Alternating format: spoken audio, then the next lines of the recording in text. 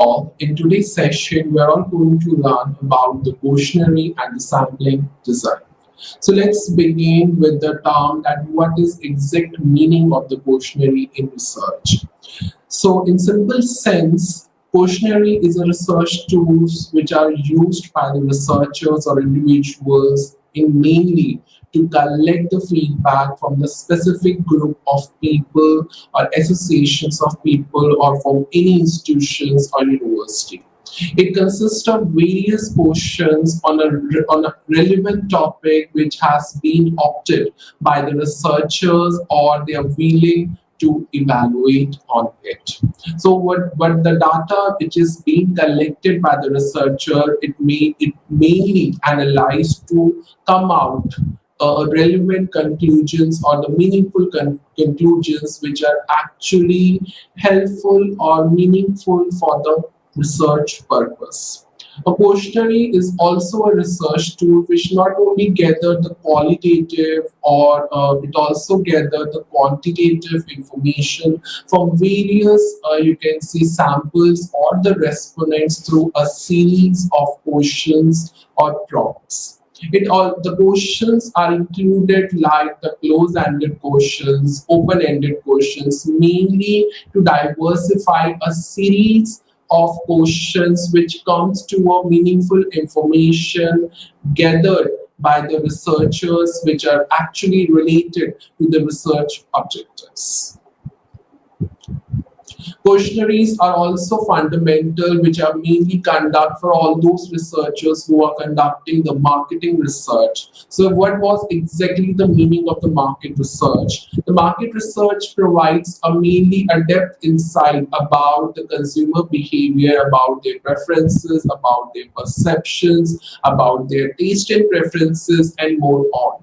It also drives the business growth through the accurate data analysis and mainly helps to answer the various questions which has been categorized on the screen into four parts. How does my brand compare to the competition? What sort of demographics are more likely to buy my product or services? How big the market opportunity which is going to be researched so that they can get to know about the buying behavior of the consumers towards the product and services, and automatically when it comes to the questionnaires to send by email or just visit and ask the or just fill up the questionnaires by the respondent is a major part of the market research, which mainly includes a cost-effective and yield a meaningful results in a shorter period. Now we come up to the examples of the questionnaires in research. We can talk about the consumer demographic data. We can talk about the consumer satisfaction.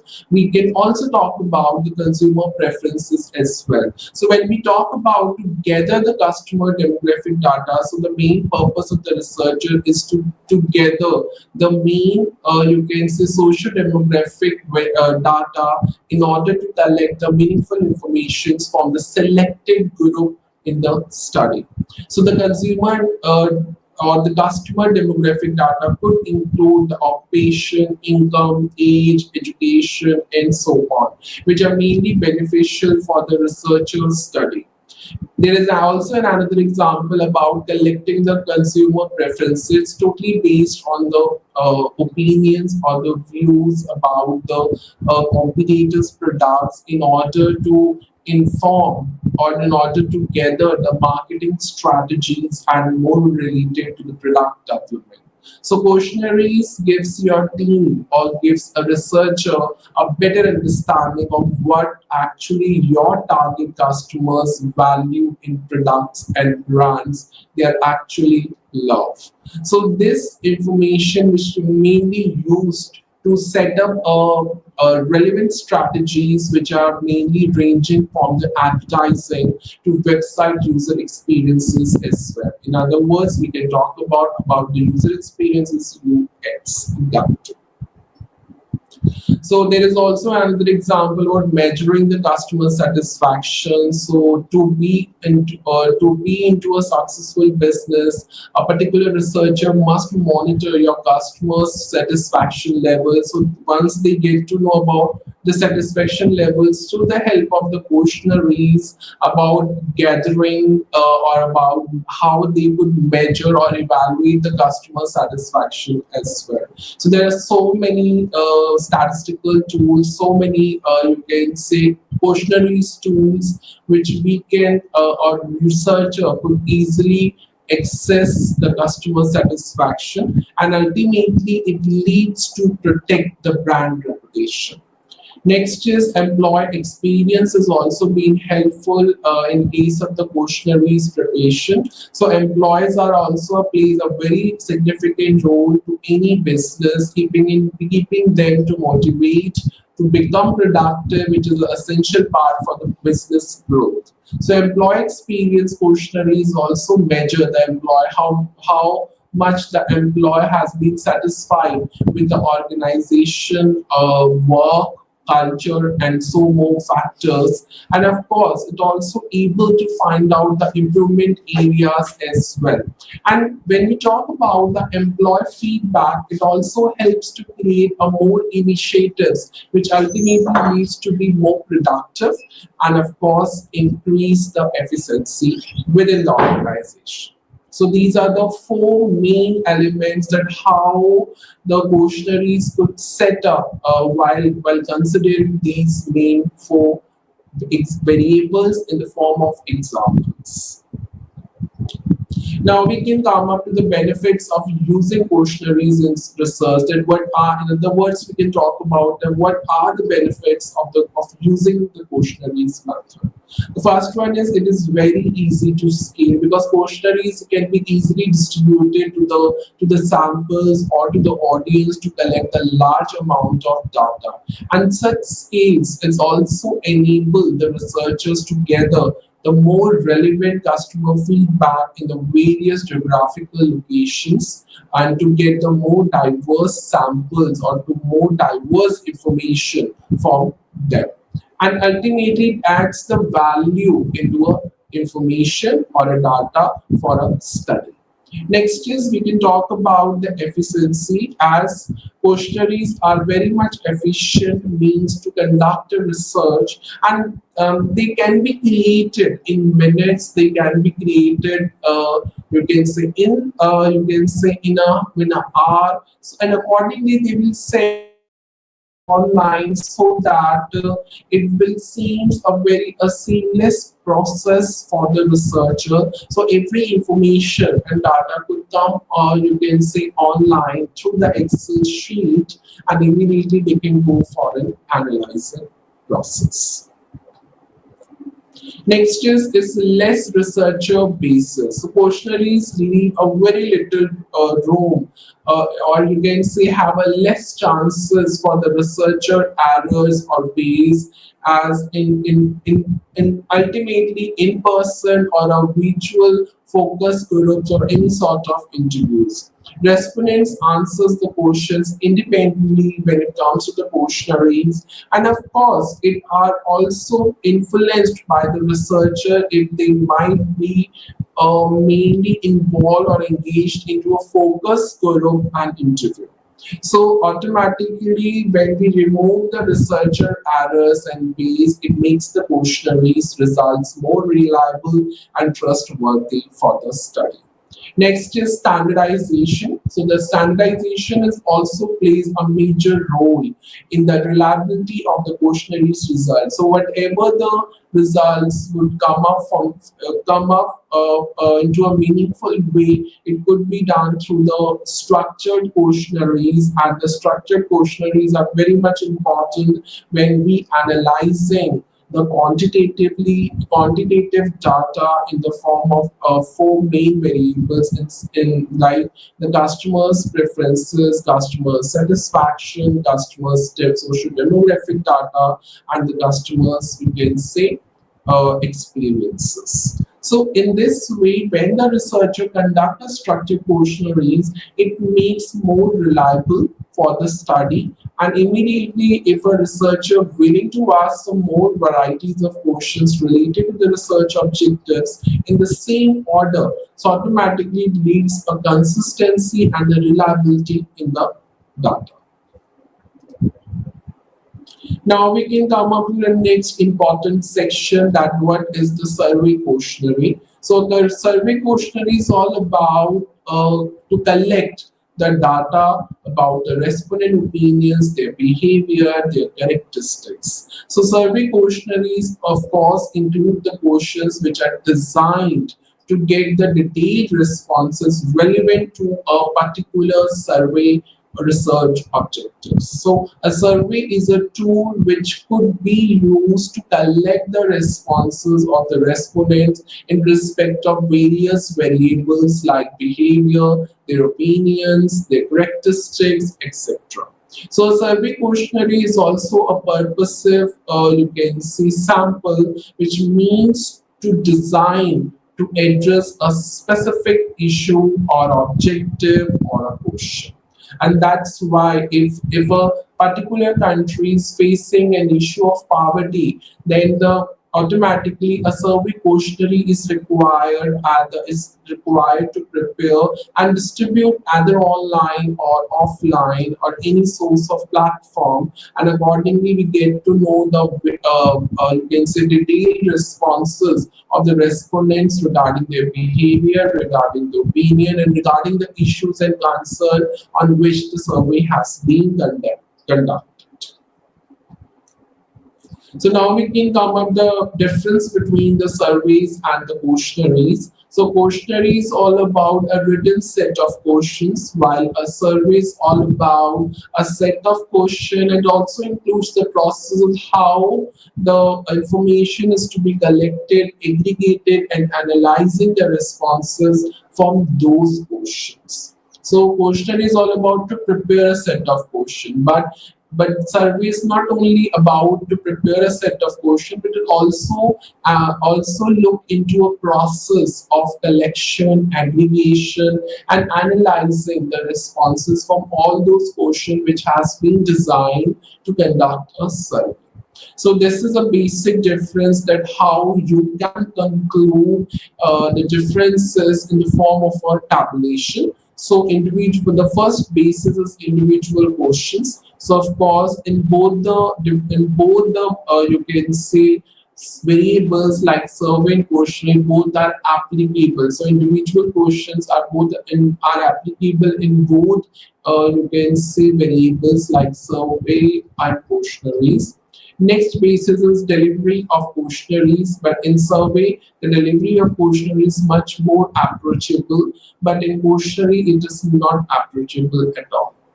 Analysis of responses, the survey a survey is all about to look the process of collection, analyzing, aggregating the responses from all those questions. So in the survey, analysis of the responses is applicable, but in the questionnaire is not applicable, because in the questionnaire it's not all about it how we look into the process to analyze the responses. So in the questionnaire, it is not applicable, but in the survey, it is applicable. Now we can come up to the next part, that is the types of questionnaires. The first one is the structured questionnaires. So the purpose of the structured questionnaire is all about to gather the quantitative data or any sort of information which can be easily measured and expressed numerically. Even the various organizations in India and businesses in India who used the structured questionnaires systematically to collect the more valuable data to inform about the decision making of in the organization. And in fact, one of the example that the particular organization used, that is the customer satisfaction questionnaire. In other words, we can say CSAT, that is SCSAT, which is used to measure and improve the customer satisfaction towards their products, services, and customer services, and etc. Even the structured questionnaires includes the various attributes or the various characteristics or variables. So the first one is predefined questions. So the questions under the structured method, it is predetermined and formatted in a structured manner before they send such questionnaires to the respondents. And it automatically what the set of questions reveals, it's called in standardized experiences by the respondents. Quantifiable responses. The questionnaires is designed to produce the quantifiable results which can be easily analyzed and considered to come up or to come forward about a relevant business decision making. Next one is the close-ended questions. So the close-ended questions is also a trademark of the structured questionnaires where the researchers use the different sort of scaling like the Likert scale. We can talk about where the particular questionnaires it comes to a sense of agreement whether a particular respondent should strongly agree with the statement or strongly disagree with the statement or it neutral with the statement. And the respondents choose answers which is mainly based on different options as well, that is rating scales like 1 to 5 or you can say 1 to 7 or 1 to 10 as well. Or a multiple choice question is also being applicable when it comes to the close-ended question. So there is a if there is a question, every question has a multiple choice questions. So the responses could easily answer that questions according to their knowledge or opinion or any sort of you can say awareness. Next is consistent layout. Structured questionnaires definitely have a uniform format where all the respondents receive the same number of questions in the same order with identical response option. And in this way, it will reveal or this approach leads to a consistency or the high reliability of the results. The next type of the questionnaire is an unstructured questionnaire, and the unstructured questionnaires are mainly used to collect the qualitative and the non-numerical information. In this particular type, the open-ended questions are being used. The questions are not being predetermined as in structured questionnaires. Let's take an example to understand this particular type. A business may send an unstructured questionnaires to employees to gather the feedback on workplace culture. So when we talk about the workplace culture, it's more qualitative variable. So in such questionnaires is to be prepared in order to understand the employee's perception of the team collaboration, leadership commitment, motivation, and overall morality or any sort of coordination and efficiency. So accordingly, we get to know through the customer's feedback to all these aspects, and that is more qualitative in nature. So if any business organization is always come up to a questionnaire on a qualitative in nature, that becomes the unstructured questionnaires, and the structure is more quantitative in nature. So there are various characteristics of the unstructured questionnaire as it is when we talk about the structured, a close-ended question is to be included, but in the unstructured, open-ended questions. So the unstructured questionnaires collect the responses using open-ended question, and the respondents are actually free to answer such questions without any confusion or without any confinement. Next one is in-depth responses. Open-ended questions in such category is of course mainly reveals a detailed feedback which can be used to address the customer's concern or the employee main or pain points.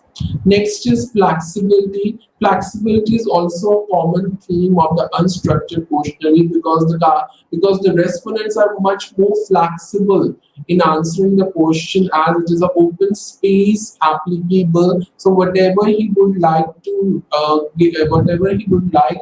provide a feedback on the relevant questions, they can accordingly do that. More flexible. flexibility. Next one is more complexity. So with less standardization in unstructured questionnaires, is always comes a higher level of complexity and annoyance in responses. So somehow the responses which is given by the respondent, it's actually become a challenge for a researcher that how to analyze the open-ended responses, which is much more complex than the quantifying or than the quantitative data. Because qualitative data, when we analyze or researcher will analyze the qualitative data, which are more complex than the quantitative data.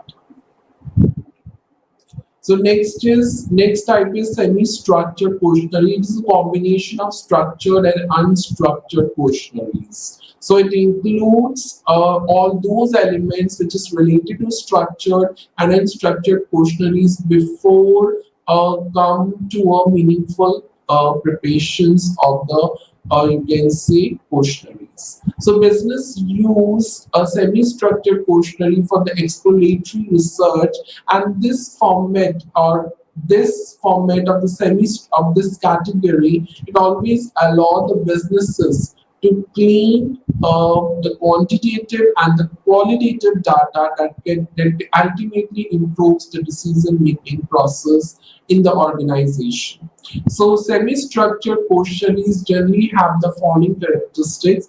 The first one is qualitative and quantitative data, as it is a combination of both structured and unstructured. The qualitative and quantitative data is definitely included in such in this type of questionnaire, and it ultimately gives a researcher a platform that how it will make a balance while using a quantitative and qualitative questionnaires, and how it will view their audiences and get to know a more in-depth observations. The next one is consistency and depth. So a mix of open and the closed-ended questions balances the consistency and the depth. It also provides a consistent format with set of questions allow more in-depth responses. Next one is the guided format. A semi-structured questionnaire ensures that goals are met by providing a predefined question. So whenever any questionnaire is to be designed, it's accordingly to the objectives of the study which has been prepared by the researcher. And it always guides the main conversation, the main topic of the study. It also ensures that all the key topics must addressed consistently across the respondents. Now we can come up to the next part or next section, that is the format of questionnaire. The first one is size. The questionnaire size must be smaller than the schedule. The extent in length and breadth should be appropriate, and it should not be more than 2 or 3 pages as according to the nature of the research. Appearance. It should be more constructed on a good quality paper and printing, and must have an attractive layout that the respondent will look into it and immediately mark the responses. And accordingly, you can gather the more meaningful information from the respondents. Next one is clarity. The question should be short, clear in terms, tenure, and expression, so that the respondents will easily, you can say, easily understand the questions. Next one is sequence. The questions should be arranged according to the importance and preferences. The next one is communicability. So the questions of the you can say questionnaire should be able to keep the interest of the respondents. Span. The length of the question of the questionnaire should be as short as possible, and the questionnaire should not be long in length. So try to make the questionnaires in short, hardly 2 or 3 pages according to the nature of the research. Now we can come up to the questionnaire design process. The first one is specifying the information needed. So it is the first step that how you design the questionnaire, and in order to specify the information needed from the respondents and which ultimately meet up the objectives of the survey. The researcher must review the components of the problem, especially the hypothesis, research questions, or whatever the information needed for the study. Next one is define the target respondent. It is very important that before you design or come into a process of questionnaire design, the researcher must target the respondent. They must define that who are they, to whom a data or the information is needed to be collected. So the question must be designed keeping in mind the type of the respondent under study.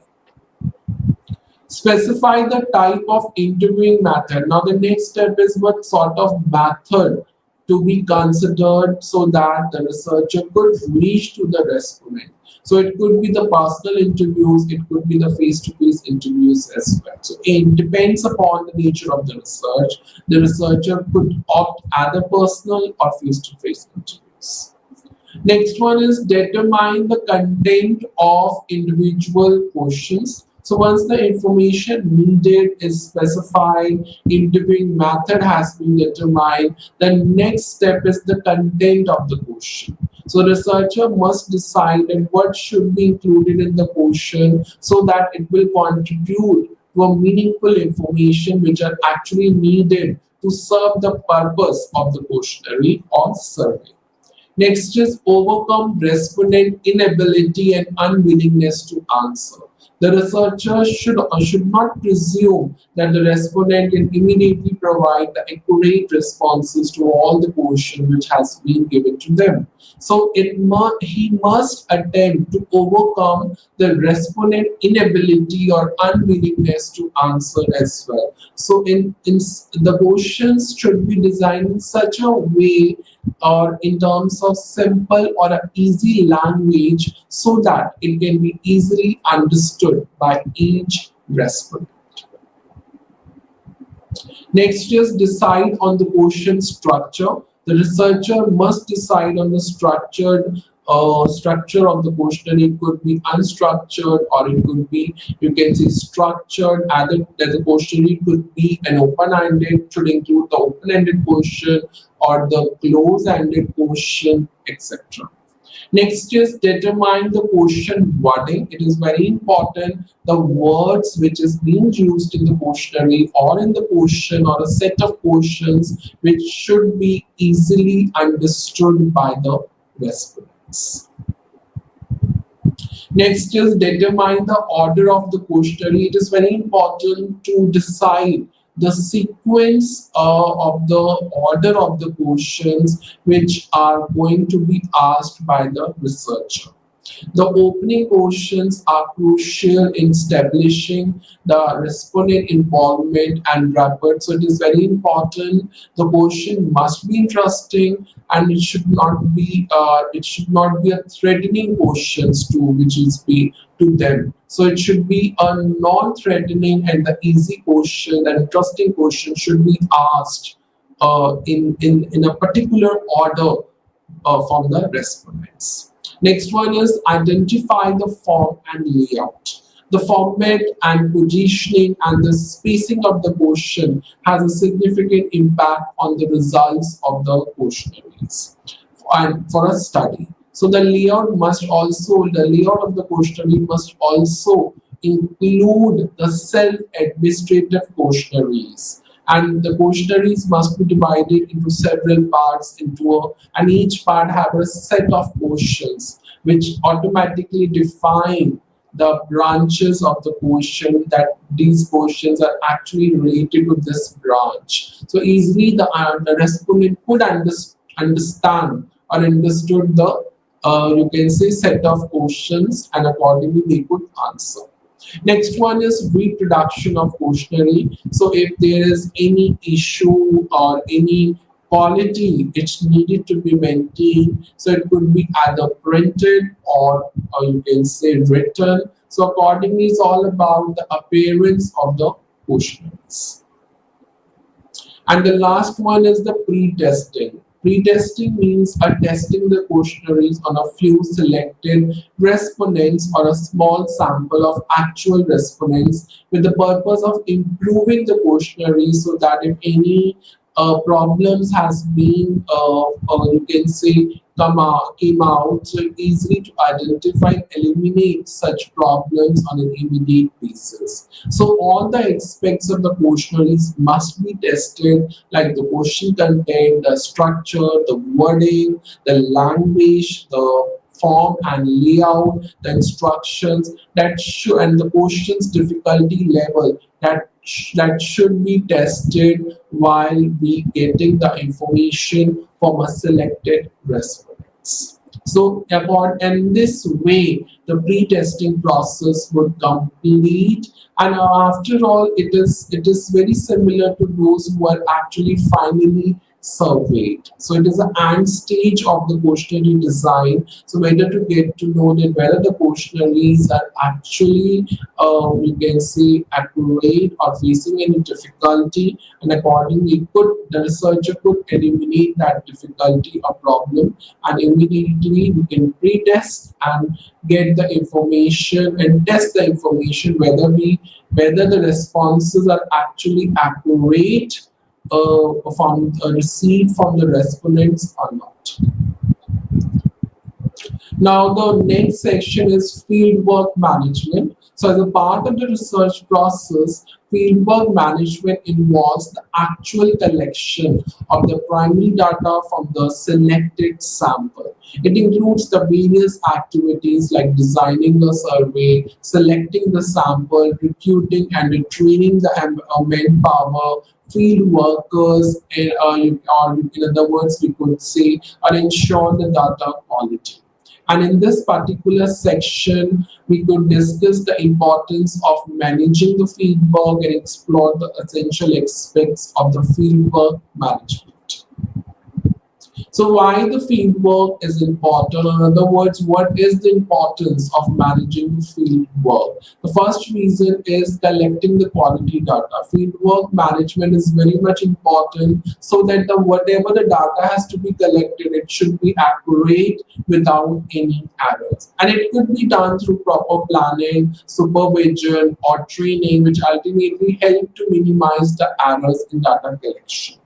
Next one is meeting timelines. So fieldwork management is always helps to ensure the data collection is completed within the specified time periods, and it accordingly every research proposal or the submission of the research proposal or the synopsis or the academic papers or presenting the conferences have a certain deadline or timelines, and accordingly the researcher has to do or manage his or her field work. Next is controlling cost. It is very important to control the cost as well, because field work involves more and more cost. So it helps to minimize the cost which are associated with the data collection, but it could be minimized through the proper planning, proper supervision and training, so that it could reduce the number of revisits to the respondents, and which ultimately reduce the you can say cost and minimize the time and resources. And the last reason is maintaining the ethical standard. So the fieldwork management ensures that all the ethical standards or ethical consideration which ultimately being considered in the process of data collection. And this particular component includes the obtaining informed consent from the respondent in order to ensure their privacy, their secrecy, or the confidentiality are respected.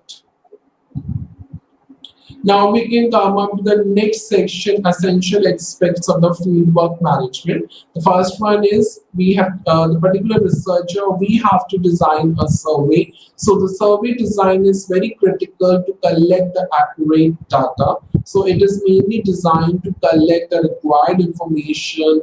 The questions should be clear and concise and unambitious. So it is, and the language should be very easy to understand to the respondents. Next aspect is selecting a sample or the target population, we could say in other words. So samples should be selected to represent the population of interest, and the sample size should be sufficient to ensure the statistical significance and of course represent the representatives of the sample. Recruiting and the training field workers, and field workers should be recruited based on their qualification, experiences, how they show a bit how they are able to communicate effectively. So they should be trained on the survey instruments, sampling procedure, ethical standard, data quality control. Next is it ensure the data quality. So data quality control is very critical to the success of the research project or report. So data quality control is always measured that whether the data has to be put in place in order to ensure that the data is accurate, complete, and consistent. So this include the measures like back checking, double entry, or editing. Next is managing logistics. So logistical arrangements should also be made to ensure that the field work runs smoothly. And that includes that how the researcher could arrange the transportation facilities for the field worker so that they can easily reach out to the destination, how the organizational researcher could make the available of make the availability of the equipments, how they could provide a comfortable working environment to them. Now we can come up the next section, that is population and sample. So what is exactly the population is? Population is an entire group that a particular researcher wants to draw a conclusions about. And what is sample? A sample is a specific, you can say, group of people which is selected from the population. And the size of the sample is always be a less than of the total size of the population.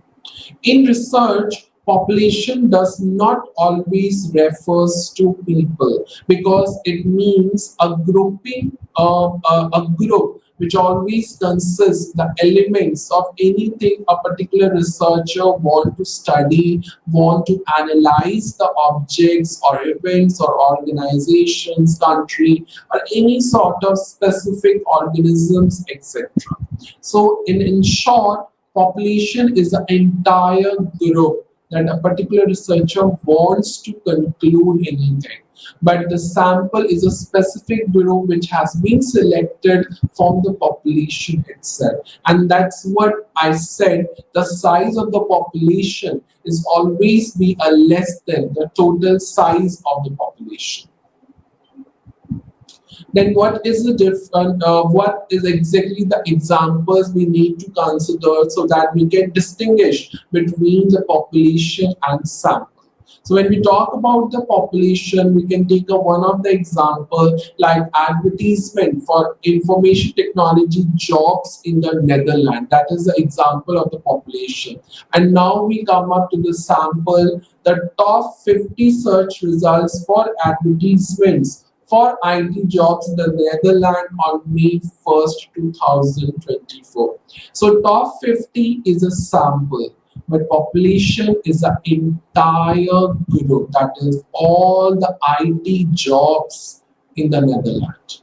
There is a second example to distinguish these two terms, songs from the Eurovision Song Contest. But in the sample, it's a winning songs from the Eurovision Song Contest that were performed in English. That is a sample which has been collected from the Eurovision Song Contest. All countries of the world, that is a population, because it includes everything. It includes each element. But sample the countries with published data available on birth rate and GDP since 2000. That is a sample because the samples has been selected based on the characteristic of the population, that is birth rate and GDP since 2000. That's called sample. So when you include any number, or you should selected any sort of responses from the population, it becomes sample. Now we can come up to the population parameter versus sample statistic. So parameter is actually a measurement tool which describe the whole population.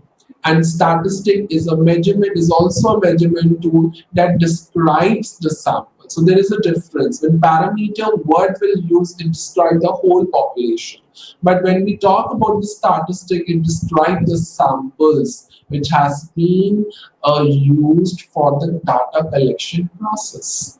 Now, you can use the estimation or hypothesis testing in case of the sample statistics. So when we talk about the statistics, we always talk about the statistical tools like estimation, hypothesis testings, which likely to include in a samples which totally different from the population parameter.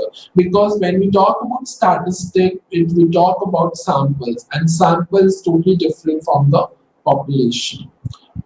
We can also take up a research examples to explain these two terms. For that, in your study of students' political attitudes, you can ask your survey participants to rate themselves on a scale from 1 to 5 or 1 to 7. That means 1 for the very liberal and the 7 is a very conservative. And these sort of questions are actually called a close-ended questions, where we use the rating scales. When we talk about the rating scale, we just giving any of the responses or rating 1, and the more agree with more agreed, we can rate 7.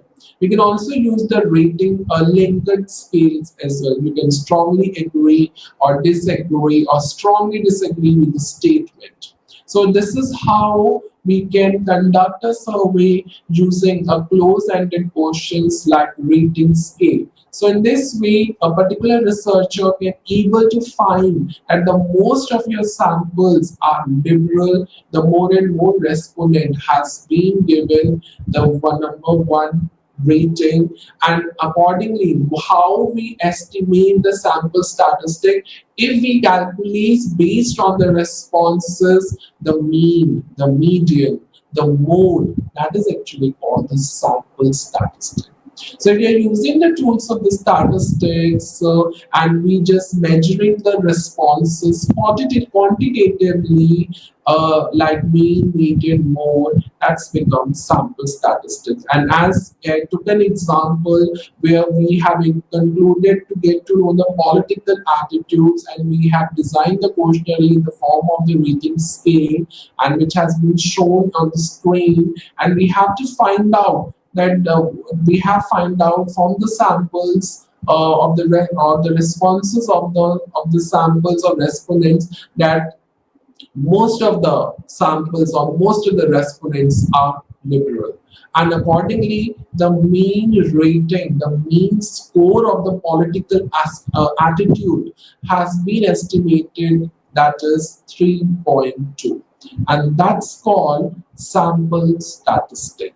So you can use this statistic, the sample mean of 3.2, to make a scientific guess about the population parameter.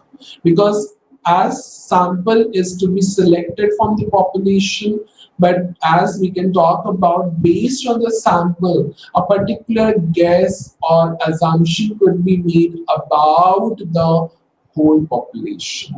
So this is, and that's called parameter, and that's also called the population parameter. So this is how a particular researcher could easily include these terms and use the you can say statisticals to conclude a meaningful interpretation or meaningful results. And then this score based on the assumption or which is called a parameter about the whole population, which states that all undergraduate students, the mean political attitude rating, all undergraduate students in the Netherlands. So it means the mean score is 3.2. So it could guess or based on the assumption, the result has come out that the mean political attitude rating is almost include such that the undergraduate students are more liberal in the Netherlands.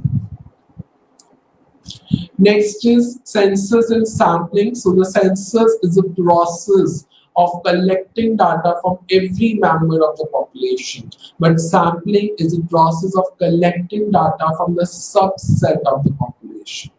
So in the census, every member of the population is included, but in the sampling, a small group of people or individual is selected to represent the population as a whole. So that is called sampling. This is a difference between the census and samplings, as I already showed in the diagram, that census includes the whole entire population, but from the census, a sample can be selected, a selected group of individuals or selected set of individuals for a particular study. So census is always involves collecting data from every single member of the population. In India, when there is surveys to be collected, so the data or the responses will be collected from each individual of the population or of the country or of the any state or region, and that's become census. Sampling is involves collecting data from the subset or a selected group of the population. Census required a huge time, large amount of resources to gather data, but sampling means fewer resources and quicker to conduct if it includes a specific group of individuals. A census provides a complete and accurate representation of the population, but sampling provides an estimate and general idea of the population based on the sample selected. Census could be expensive, but sampling would be less expensive. Census could be useful for the smaller population, but sampling is can be useful for the larger population when the general overview is needed about the population, then sampling could be useful. The margin of error is typically very small because it covers the whole population, but the margin of error could be large in case of sampling because sampling, the size of the sampling could be less than the population size. The margin of error means the degree of risk and uncertainty that your survey results might have. So larger the margin of error is more likely to be further away from the true results, from the true figure about the whole population. And that's become the sampling and census. Now, the next is what are the sampling methods and sampling techniques. So, in statistics, the sampling method or sampling technique is a process that how a researcher could study the population by gathering information and analyzing that data.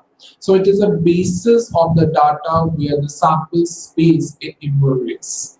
There are several different sampling techniques available. So let's discuss about all techniques which relate to the sampling process.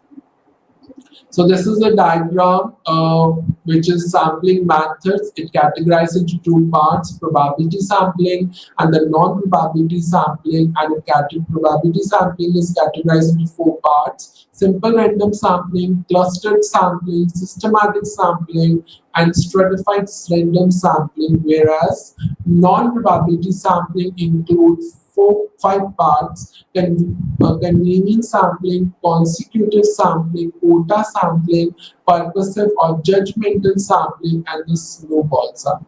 So let's have a small overview of all these terms. So before come up, we need to define and what is exactly the probability sampling and non-probability sampling method. Probability sampling method utilizes some form of random selection.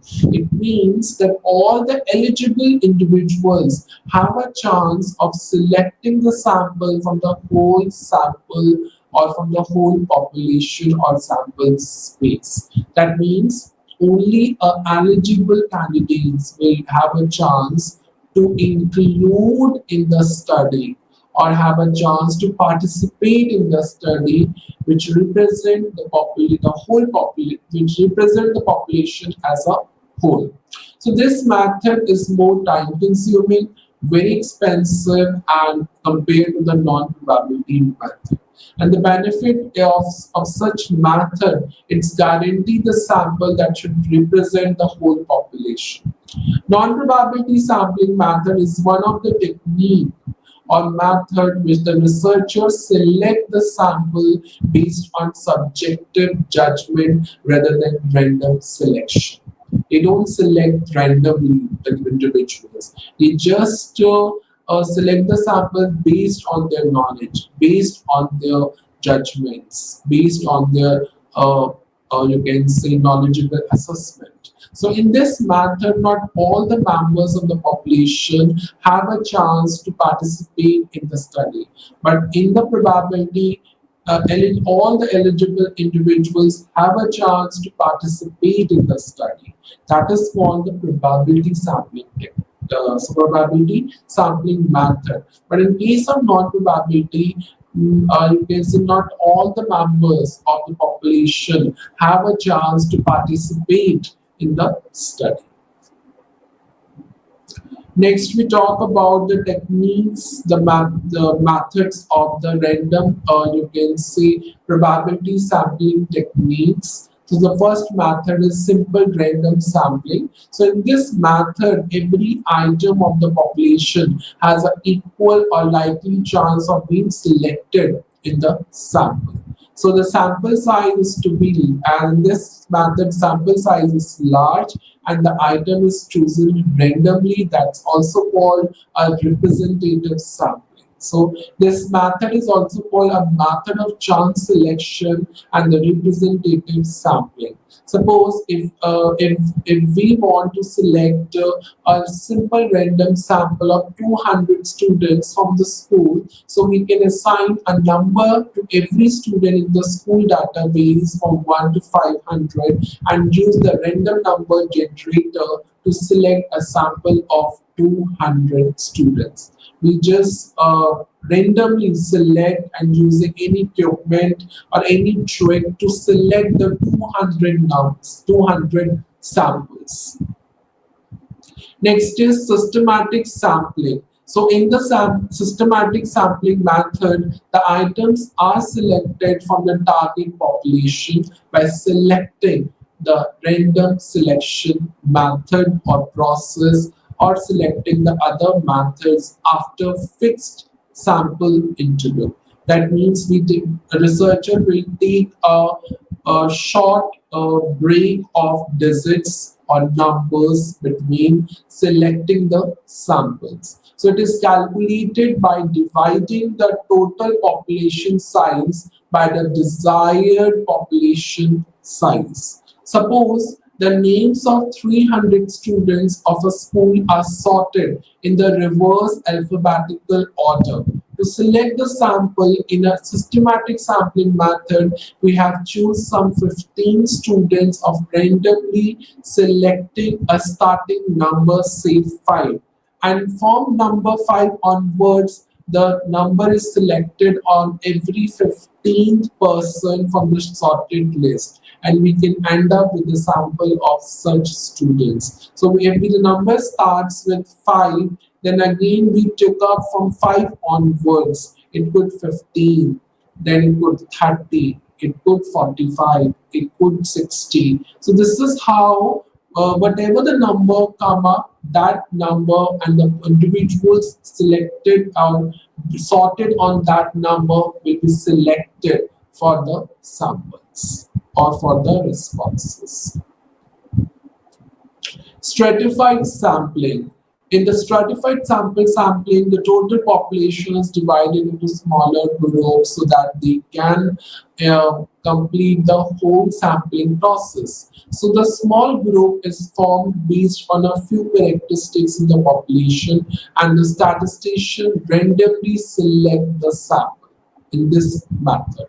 For example, there are three bags A, B, C, and each with different balls. Bag A has 50 balls, bag B has 100 balls, bag C has 200 balls. So we have chosen a sample of balls from each bag proportionally. Suppose 5 balls from A, 10 balls from bag B, and 20 balls from bag C. And that is exactly called stratified sampling. Clustered sampling is all about the cluster or a group of people which is formed from the population set. It could be based through the region, it could be based through the area selection. So they have an equal chance of being a part of the sample. So this method uses a simple random sampling for the cluster of population. So an educational, let's take an example, an educational institution has 10 branches across the country with almost the number of students. If we want to collect some data regarding the facilities and other things, we can't travel to every unit to collect the required data. So we use the random sampling to select 3 or 4 branches or a cluster to collect the data from the respondents who are reside in these branches. And that's called a cluster sampling. We can talk about branches, we can talk about 4 areas, we can talk about the 4 regions, we can talk about the 4 states that's become a clustered sampling. So this is how, through the grammatical representation, I have shown the 4 main types: simple, random, stratified, systematic sampling, and clustered sampling. Now we can come up to the non-probability sampling technique. So the first one is the convenience sampling. So in this technique, the sample are selected from the population directly because such samples are conveniently available for the researcher. If the samples are conveniently available for the researchers, it becomes a convenience sampling. So in researching customer support service in a particular region, we ask a few customers to complete a survey after the purchase. So this is a very convenient way to collect the data from the customers. So if you get to know on the calls, the particular customer service executive collect the data from you, asking the various questions, because they know it is very convenient to collect the data from the customers on calls. And that's become the convenience sampling. So this is consecutive sampling. So consecutive sampling is very similar to the convenience sampling with a very small difference, a slight difference. The researcher picks a single person or a group of people for sampling. Then the researcher researches for a period of time to analyze the result and move to another group if needed. That's true. The first group has been selected.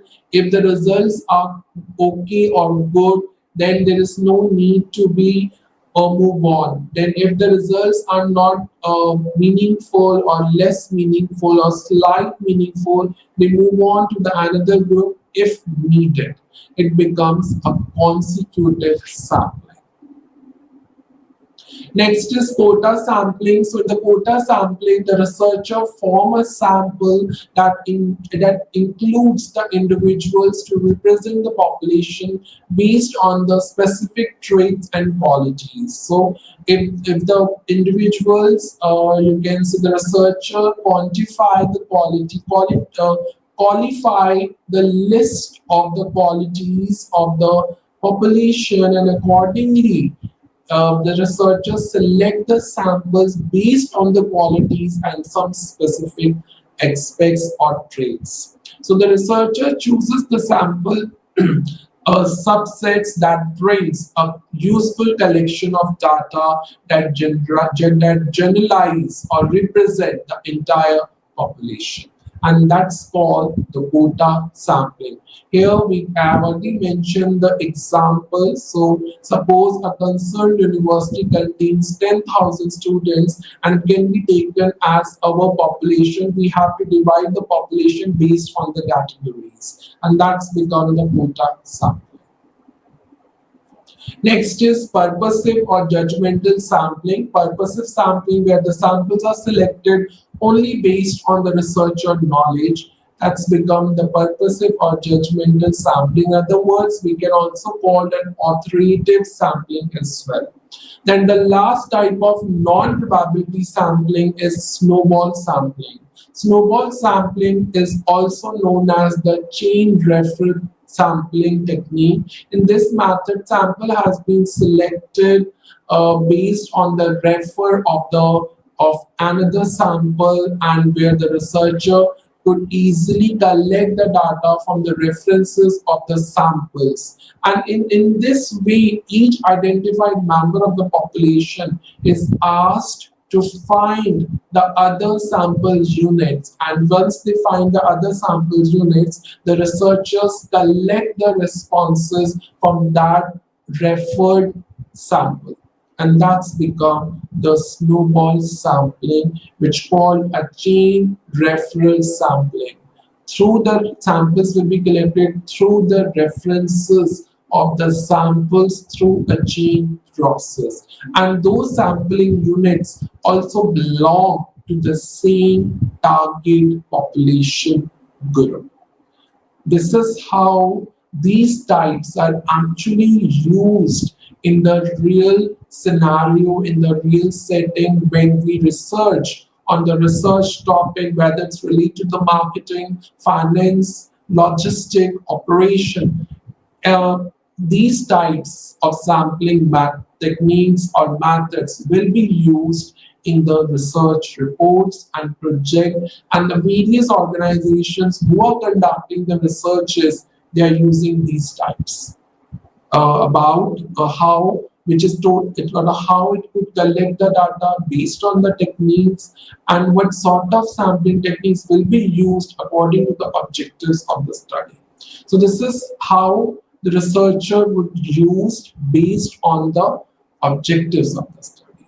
That's it for today. Thank you so much for listening this lecture. I will come up to a more and more interesting, important and relevant topics in the upcoming sessions. Till time, thank you and namaste to all.